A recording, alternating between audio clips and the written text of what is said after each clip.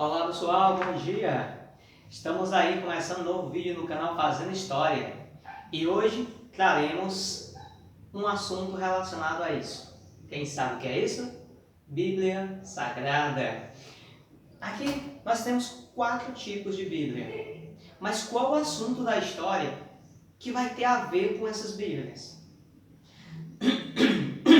Para quem não sabe,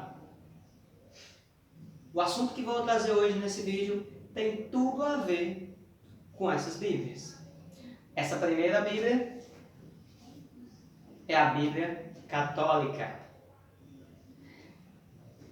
A segunda e terceira, que no caso está em segundo lugar, a Bíblia Evangélica. E o Novo Testamento, como é tradicional, todo mundo conhece, né? Quarta Bíblia, dos Testemunhas de Jeová.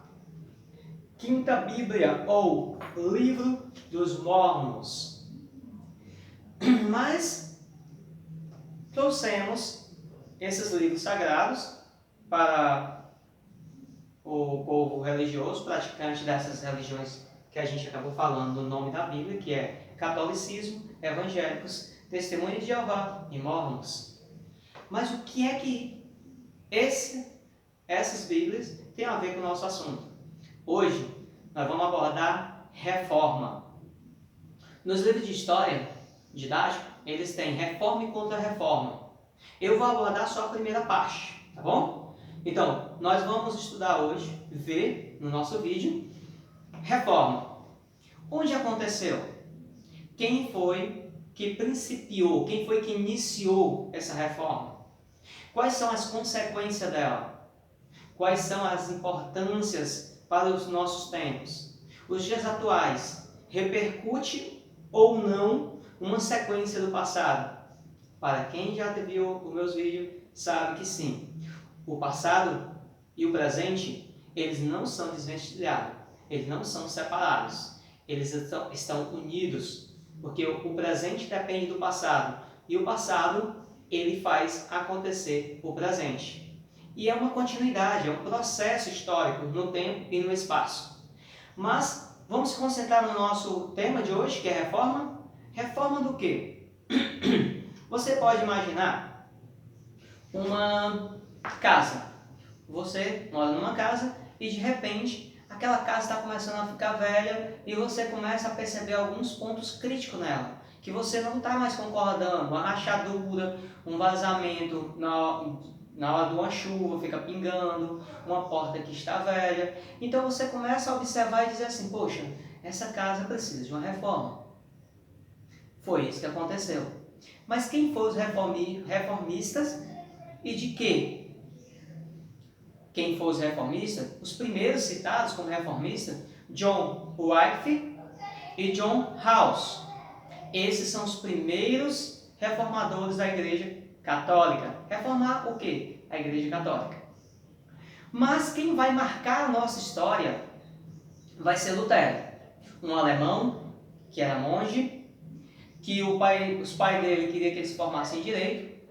Ele começou a faculdade de Direito para obedecer aos pais, porém, aos 29 anos, ele se identifica muito com a parte da vida cristã, né, voltado para a igreja, voltado para Deus. E ele troca a faculdade dele de Direito por Teologia. Ainda jovem, tá? Um homem de meia idade, ele consegue terminar não só a faculdade, como um doutorado em teologia. E ele vai fazer o que ninguém esperava, ou quase ninguém tinha coragem de fazer no período da Idade Média, para a Idade Moderna. Ele vai se contrapor às decisões do Papa e da Igreja. Ele vai criar 95 teses.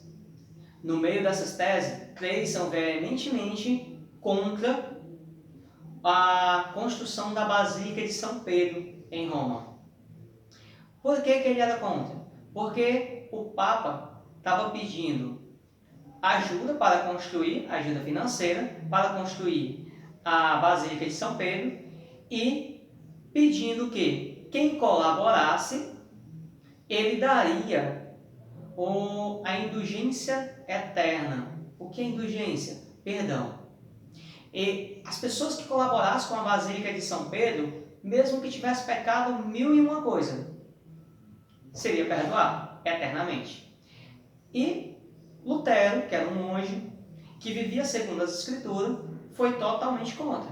Para ele, o Papa estava errado, era incorreto vender indulgência, já que a salvação, segundo Lutero, era pela graça, pela fé em Deus, pela fé em Jesus Cristo.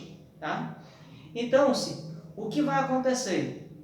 Ele vai se levantar contra a igreja, vai criar as 95 teses, vai fundar uma nova igreja. Ele foi perseguido pela Igreja Católica e pelo imperador Carlos V, que dominava a região da Alemanha, o que é hoje a atual Alemanha, né? Naquele tempo não tinha esse nome ainda Alemanha para aquele território, hoje sim. Então, aquele território que hoje é a Alemanha foi o cenário, o lugar que aconteceu a reforma, ou pelo menos que começou a reforma protestante.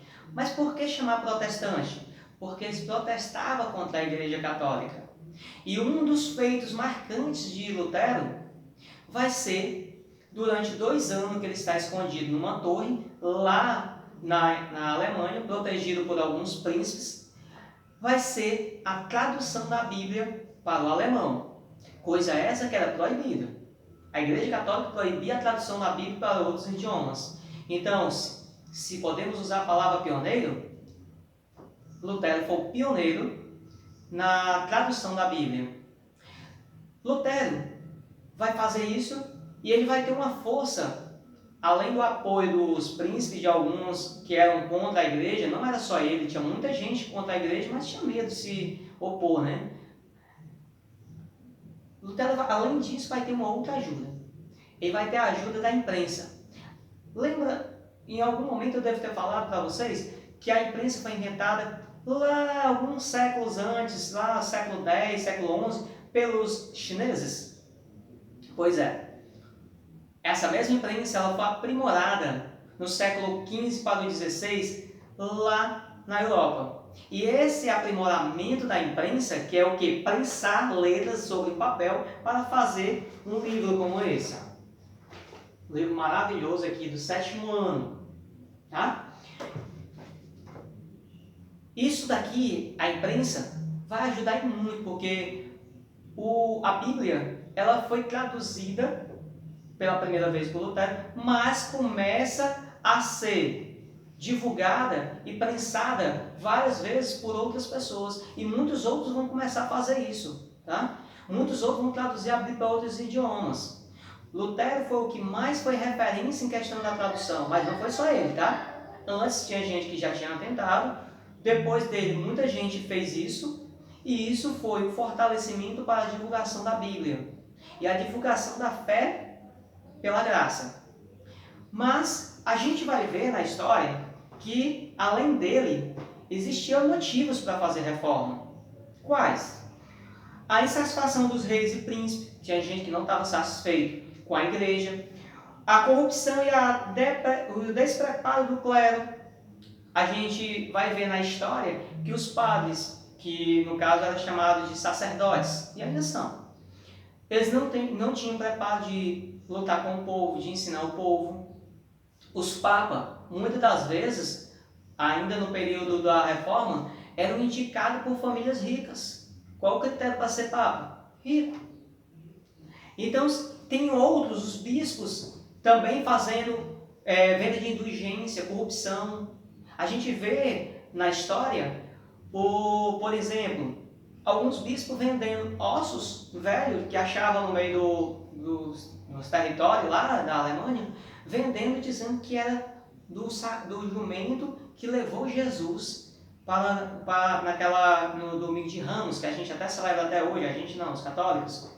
Pois é, esse jumento, segundo os bispos, eles tinham conseguido uma relíquia. O que é relíquia? É uma coisa antiga, que vale muito, é sagrado. E eles vendiam, só com um detalhe, esses ossos eram de qualquer jumento que tinha morrido ali pelas redondezas. E várias outras coisas, como terrenos que eles pediam para doação, sem necessidade, porque a igreja já estava dominando praticamente 1/3 do território da Europa. Isso tudo foi visto por Lutero e por alguns outros, como João Calvino também, e João Calvino, desculpa, vai ser um dos que vai fortalecer aí o protestantismo. Ele vai pregar as mesmas coisas que Lutero, só que com um detalhe. João Calvino, ele pregava uma coisa que era chamada predestinação. Segundo ele, as pessoas já nasciam predestinadas por Deus para ser bom ou ruim, para ser salvo ou padecer a morte eterna. Isso daí é um caso à parte, tá? De João Calvino. Mas João Calvino concordava em muitas das doutrinas ensinadas por Lutero. E vai se propagar pela Europa toda, vai chegar até as Américas, e atualmente nós temos aí, ó, a Bíblia está traduzida para o português também, na versão católica, na versão evangélica, na versão dos Testemunhos de Jeová, que tem alguns pontos aqui diferentes, divergentes do restante, tá? Que é a nova tradução, e o Livro dos Mormons. Então, a gente vai ver que a pessoa que mais vai destacar nessa reforma, quem é? Lutero. Mas não é só ele, tá? Tem vários outros. E vai ter uma outra reforma importantíssima que é importante agora. Importantíssimo que é importante. Olha aí a redundância. É importante a gente ressaltar. A reforma da igreja na Inglaterra. E não foi do mesmo jeito, professor, que aconteceu nas outras regiões? Não foi. A reforma na igreja foi feita não por religiosos, mas pelo rei Henrique VIII. Ele queria casar deixar Catarina de Aragão, que segundo ele não podia dar filho homem a ele, não estava dando filho homem a ele, e pediu o Papa para que o Papa liberasse ele para separar dela e casar com outra pessoa, que no caso vai ser Ana Bolena. Mas o Papa não vai aceitar. E aí, o nosso personagem aqui, Henrique VIII, ele, junto com o parlamento, vai tomar uma decisão. E qual é?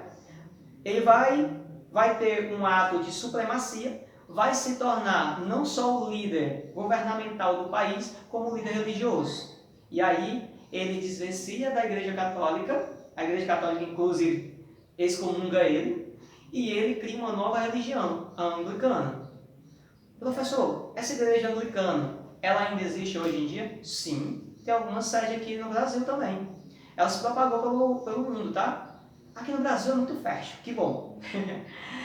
Tem religião de todo tipo.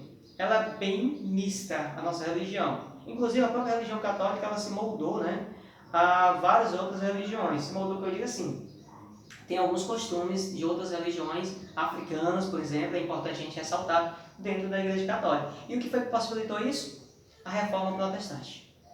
Porque se não tivesse havido a Reforma Protestante lá atrás, lá em 1500 e pouco, pelo Lutero e pelos demais, como John Wycliffe, John House, João Calvino e outros mais, hoje poderia ser que tivesse tudo do mesmo jeito ainda. Ok? Espero que vocês tenham entendido o nosso vídeo. Espero que tenham gostado. Se gostarem, dê um like, tá bom? Se gostarem muito, se inscrevam, quem não for inscrito ainda. E aguardem o nosso próximo vídeo. Tchau e fiquem com Deus.